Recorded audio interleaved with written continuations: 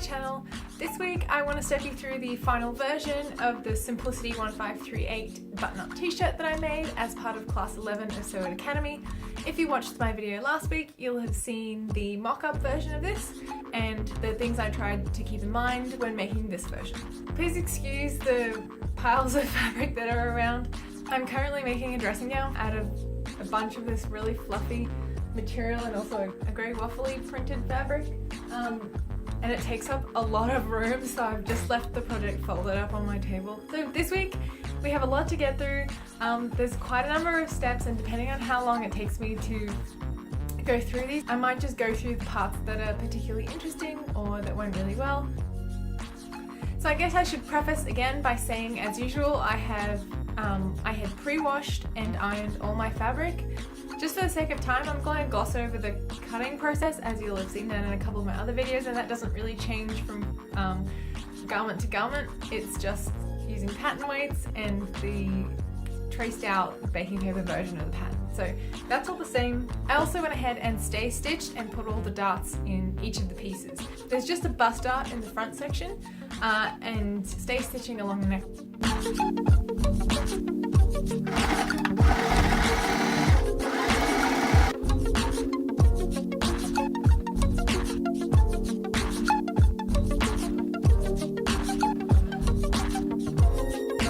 So the first step then, after having done the stay stitching and darts, was to gather the back yoke. In the footage I show you that the back of this shirt has a little bit of a gathered section, and this was fairly straightforward. I just sewed 2 rows of basting stitches and gathered them down until the notches on the back main piece matched the dots on the back yoke.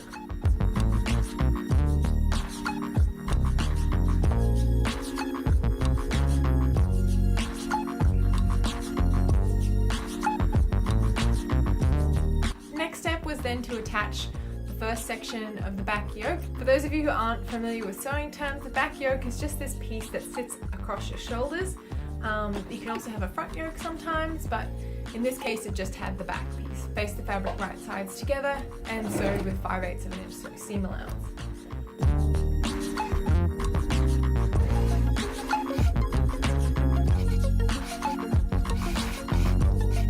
The next part was to attach the lining section, so the part of the yoke that was in the blue fabric, and that would be to the inside of the shirt, to that back section and outer yoke.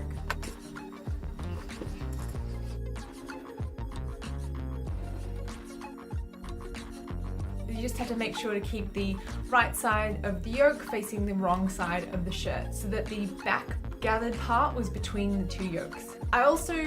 It's also important to note that every time I've sewn a seam in this video, I have also ironed it, but I'm not putting that footage in just for the sake of time. Now, my favorite part, making a burrito out of your shirt, because who doesn't like food-related sewing? So the instructions were to attach the front of the shirt, the front shirt sections to the contrasting piece of the yoke only.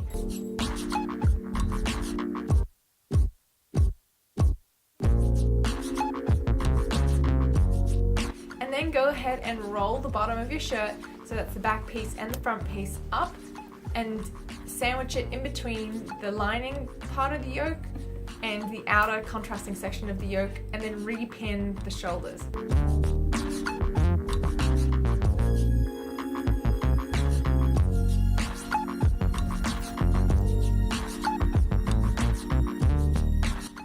Then you just go ahead and sew 5/8 of an inch seam allowance along both of the shoulder seams, unroll your burrito, and voila, your shirt comes out done.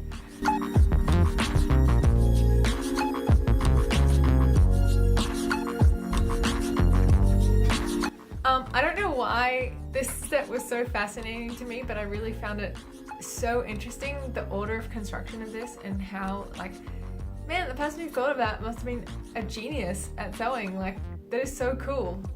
Anyway, enough about magical burritos. The next step was then to just top stitch down that contrasting section, and I think this was mostly for cosmetic purposes. The step after this was to sew up the side seams, and I went a little bit off script here and put French seams in the sides. So you'll see, if I show you the inside of the shirt, there's nice French seams on the inside. And that was just because I don't have an overlocker, so I have to find nice ways to finish the edges of my shirt, and I just find French seams are so nice and crisp, as opposed to finishing the edge with my pinking shears. The next and another interesting step in the construction of the shirt was installing the continuous lap on the end of the sleeve. The continuous lap is referring to this section on the sleeve that I guess is structurally there for like movement in the arm, I suppose. If anyone does know the reason a continuous lap exists, I'd love to know. I'm super curious. I think it is just a mobility thing, like it lets you stretch the fabric without having to have like a bell sleeve, so it allows a more fitted sleeve at the end. And the continuous lap, I actually managed to install it correctly this time. I was having a little bit of trouble during the mock-up catching all layers of fabric correctly whilst constructing both the continuous lap and the actual cuff. And the steps for this was to line up the continuous lap pattern piece against a slit in the end of the sleeve, attach it using 5/8 of an inch seam allowance, press it and turn it around so that you've got the continuous lap sandwiching the end of the edges of your slit, just like you would bias binding, and then top stitching that down.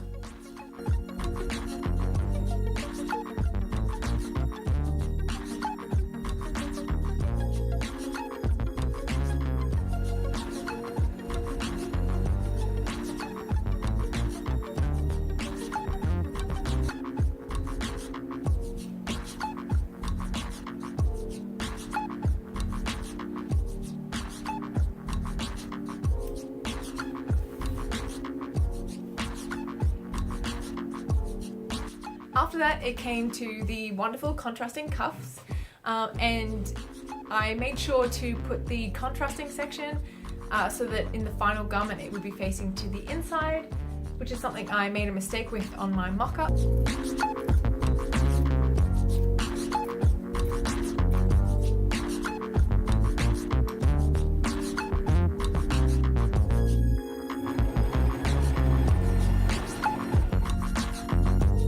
And the cuff construction went really smoothly this time, I think, because I was really paying attention to keeping everything being really accurate and keeping everything where it should be. And also this material was a little bit stiffer and so much easier to manipulate and keep in the right place. I was able to sew through all layers and attach the cuff correctly with no gaping, which you will have seen in last week's video I had trouble with on the mock-up. The next step then was to insert the sleeve to the actual shirt body, and I finished the inside of the sleeve initially with bias binding, but I found that this was too bulky and ended up making it look like I had shoulder pads in, which is not exactly a look I was going for. So I ended up finishing the inside of my sleeves with pinking shears and just making sure that there wasn't a lot of bulk in that seam. In hindsight, I could have done a French seam in the shoulder as well. I have done that before in very, very early projects, and it is doable. It's just harder to get no puckers, and you'll see like this shirt isn't perfect. It does have a couple of puckers, but I think for the most part this installation went really well. And I think it actually kind of adds to it that there's some gathering at the shoulder.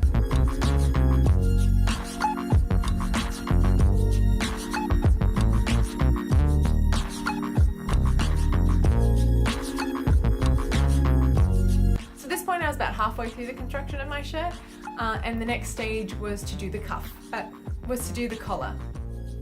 And the collar was really straightforward. Similar to the cuff, it was a combination of attaching sections and then folding them over and top stitching them down so that you were covering in those raw sections. And similar to how the back was sandwiched between the two yoke pieces, the collar stands sandwiched the actual collar piece so that the seams are all inward facing and you don't have any seams on your neck or irritating your skin.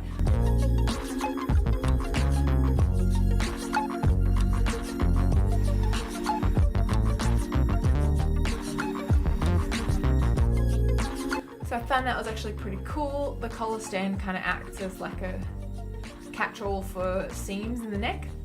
I had a little bit of trouble with the front band in that the attaching it right sides together, ironing down the seam allowance, trimming that to 1/4 inch, and then folding it over and top stitching.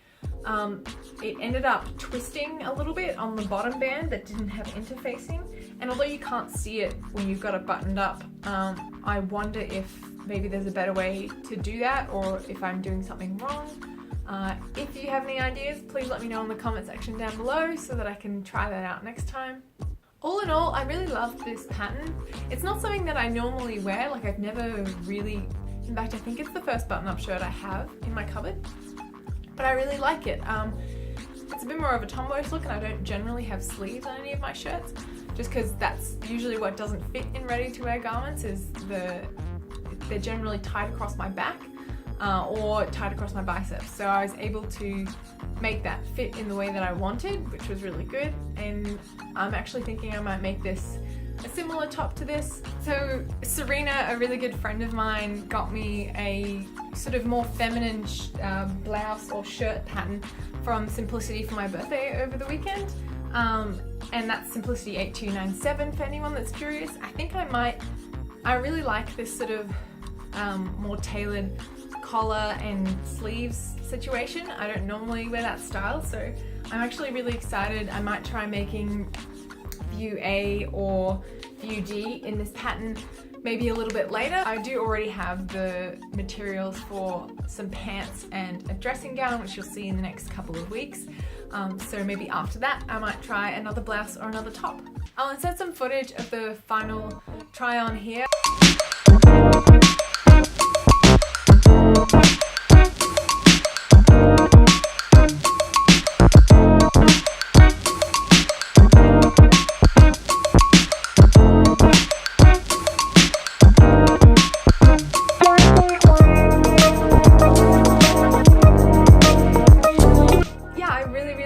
Product, and I can't recommend Sew It Academy highly enough.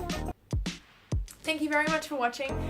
Join me next week for the update on the Vogue 9267 dress, I believe. I made a second version of it in some lovely cotton sateen from Spotlight. I'll be stepping you through how that went, considering the last time I adjusted it a little bit weird and I got a bit of an odd result that I'm not really sure about yet. Rest assured, version 2 went much better. Don't forget to like and subscribe and comment down below if you have any ideas about why continuous laps exist in arms, or tips about improving the installation of front bands so you don't get that odd twist. Anyway, I'll see you guys next week. Hope you have a great weekend. Bye!